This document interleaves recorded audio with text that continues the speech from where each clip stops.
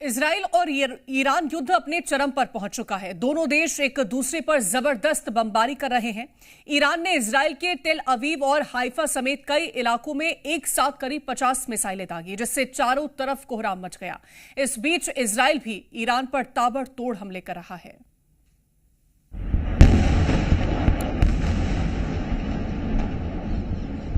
Iran और Israel के बीच करीब एक हफ्ते से हो रही बमबारी से पूरा मिडिल ईस्ट दहल उठा है।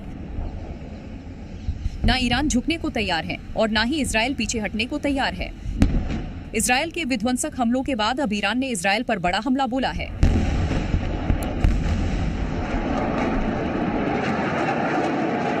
इजराइल पर ईरान के विध्वंसक हमलों के बाद चारों तरफ तबाही का मंजर दिख रहा है। चीख पुकार मची है।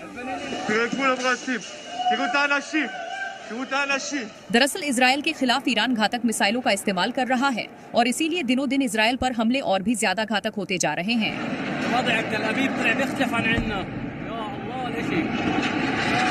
ईरान ने तेल अवीव के साथ हाइफा को भी मिसाइलों से टारगेट किया, तो वहीं खामेनेई ने एक बार फिर चेतावनी देते हुए कहा कि इजराइल के साथ कोई समझौता नहीं करेंगे।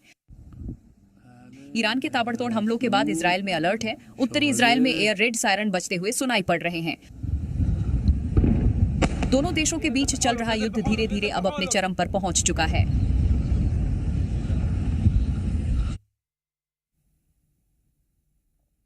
अपने मिसाइल सिस्टम के दम पर ईरान वॉर में टिका हुआ है। आपको ईरान के वो 5 हथियार दिखाते हैं जिनके रहते ईरान का संपूर्ण विनाश मुश्किल है।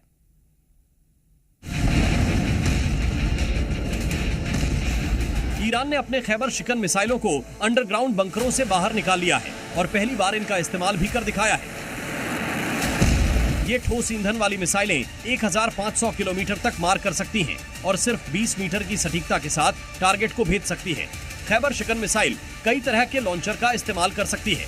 इस्लामिक रिवॉल्यूशन गार्ड्स कॉर्प्स ने फतेह हाइपरसोनिक मिसाइलों का इस्तेमाल किया है। फतेह वो मिसाइल है जिसकी सीमा 1400 किलोमीटर है। ये hypersonic medium range ballistic missile है। इसका वजन 350 किलोग्राम से 85 किलोग्राम के बीच है। 12 मीटर लंबी मिसाइल 200 किलोग्राम विस्फोटक तक ले जा सकती है। इजराइल को ईरान की घातक मिसाइलों से बचना होगा, जिसमें खतरनाक हज कासिम मिसाइल भी है। ईरान के पास जो तीसरी सबसे पावरफुल मिसाइल है वो है सेज्जिल। सेज्जिल मिसाइल की मारक क्षमता 2000 से 2500 किलोमीटर तक है। ये एक मीडियम रेंज बैलिस्टिक मिसाइल है जिसे तुरंत लॉन्च किया जा सकता है। ईरान के वेपन स्टोर में अभी बहुत से हथियार हैं, जिसमें एक है खुर्रम शहर 4 मिसाइल है जिसे खैबर भी कहा जाता है। इसकी रेंज 2000 किलोमीटर है और ये 1500 किलोग्राम तक विस्फोटक ले जाने में सक्षम है। इसके अलावा ईरान के पास है इमाद जैसी घातक मिसाइल। इमाद की रेंज भी 2000 किलोमीटर है और ये 750 किलोग्राम पेलोड ले जा सकती है। इसे MARV तकनीक से लैस किया गया है, जिससे ये टारगेट के 500 मीटर भीतर सटीक हमला कर सकती है।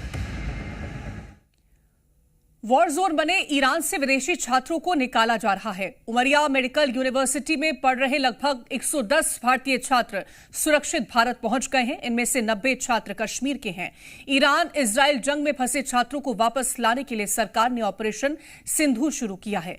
ईरान में पढ़ रहे छात्रों ने जब भारत में कदम रखा तो उनके चेहरों पर राहत साफ दिखाई दिया। खुश तो है, घर माँ बाप से मिलने जा रहे थे। दुख भी है कि पढ़ाई छोटी पड़ रही है।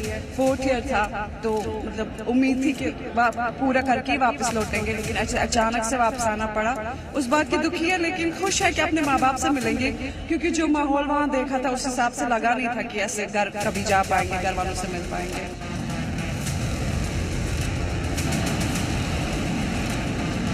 वहाँ पे हालात बहुत ज़्यादा ख़राब थे, तो हम बहुत खुश हैं हम अपनी कंट्री आए हैं, वापस अपने पेरेंट्स से फ्रेंड्स से मिल सकते हैं। So that's all.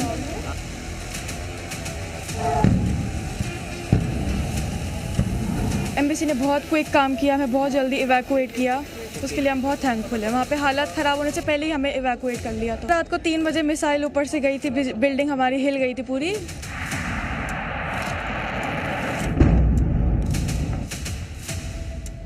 We are very grateful, thankful कि हम आ गए हैं वापस, क्योंकि जो 10 सिचुएशंस और वॉर सिचुएशन से हम वहाँ से निकले हैं, it feel like immensely grateful. वहाँ के हालात बहुत ख़राब है, वहाँ के लोग बहुत डरे हुए हैं। इवन जब हम आ रहे थे तो हमें वहाँ से बहुत कॉल्स आ रही थी कि यहाँ सिचुएशन एक्सट्रीमली क्रिटिकल है। जब हम उर्मिया से निकले तो उधर हालात उतने ख़राब नहीं थे। हमें डॉम के सामने से, विंडो के सामने से मिसाइल्स जाती हुई दिखती थी।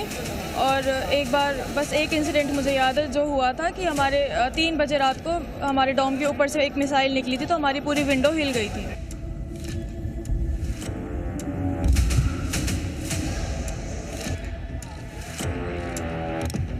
सर मैंने बहुत कुछ देखा है वहाँ पे, मिसाइल अटैक्स हमने देखे, वो लाइटनिंग रात को होती थी, वो साउंड्स हम रात को सुन रहे थे। रोज़ बरोज़ जो है हालात जो है बिगड़ते जा रहे हैं। पहले तो स्टार्ट जो बहुत स्लो था, लेकिन अब जो है वो बहुत हालात ख़राब होते जा रहे हैं।